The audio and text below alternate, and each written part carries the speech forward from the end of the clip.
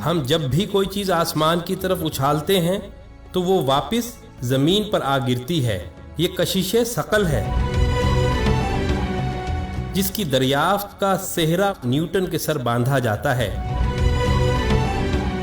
لیکن حقیقتاً کیا اس کو سب سے پہلے نیوٹن ہی نے دریافت کیا تھا، یا قرآن 1400 سال پہلے ہی اس پر سے پردہ اٹھا چکا تھا؟ اور یہ گریوٹی ہے کیا؟ آئیں دیکھتے ہیں.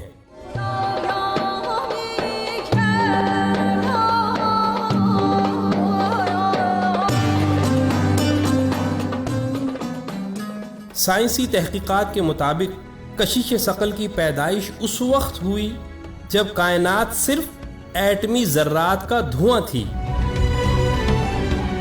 اور ڈارک انرجی ان ذرات کو پھیلاتی جاتی تھی. تب گریوٹی نے اس کے برخلاف ذرات کو ملا کر سیارے، ستارے اور کہکشاؤں کو بنانے کا آغاز کیا. قرآن اس تاریخی حقیقت کو سورہ حامیم سجدہ میں یوں بیان کرتا ہے کہ پھر وہ آسمان کی طرف متوجہ ہوا تو اس وقت وہ صرف دھواں تھا.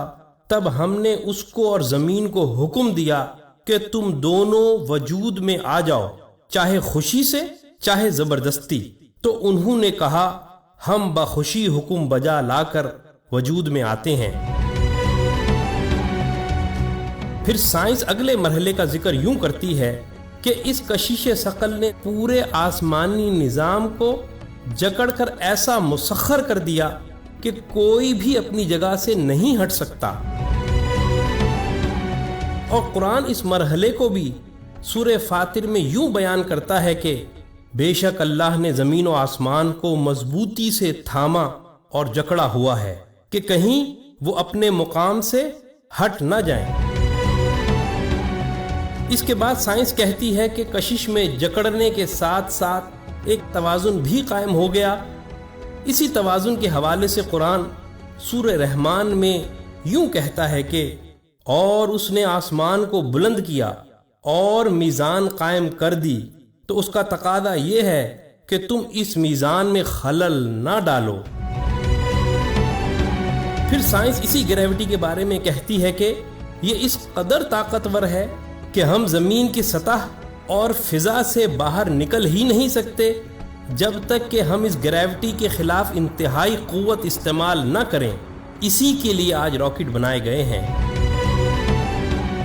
اور اسی عظیم حقیقت کو قرآن یوں بیان کرتا ہے کہ اے گروہ جن و انس، اگر تم زمین و آسمان کی سرحدوں سے نکل کر بھاگ سکتے ہو تو پھر بھاگ کر دکھا دو، اور تم نہیں بھاگ سکتے اس لیے کہ اس کے لیے بہت قوت کی ضرورت ہے. آگے چل کر سائنس کہتی ہے کہ کائنات کی تباہی بھی اسی گریوٹی کے ختم یا کم ہونے کی وجہ سے ہوگی. قرآن اس عظیم تباہی کو قیامت کا نام دے کر سورہ حاقہ میں یوں بیان کرتا ہے کہ اور قیامت کے دن آسمان پھٹ جائے گا اور اس دن اس کی بندشیں ڈھیلی پڑ جائیں گی،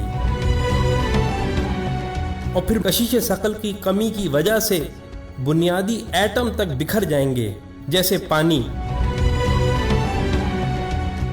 ہائیڈروجن جلتی ہے اور آکسیجن جلنے میں مدد دیتی ہے، لیکن اگر سمندر میں موجود پانی کے یہ ایٹم ٹوٹ کر الگ ہو جائیں اور پھر ان میں آگ بھی لگ جائے تو اس بھڑکنے والی آگ کا کوئی تصور بھی نہیں کر سکتا. لیکن قرآن سورہ تکویر میں اس کی بھی پیشن گوئی کرتا ہے کہ اور جب قیامت کے دن سمندر آگ سے بھڑک اٹھیں گے. مگر دکھ کی بات یہ ہے کہ مسلمانوں سمیت سب لوگ کشش ثقل کی دریافت کا سہرا نیوٹن کے سر باندھتے ہیں، اور دوسروں کو تو چھوڑیں، خود مسلمانوں تک کو یہ پتہ نہیں کہ کشش ثقل کی تمام تر ضروری تفصیلات قرآن نے آج سے 1400 سال قبل ہی دنیا کو بتا دی تھیں.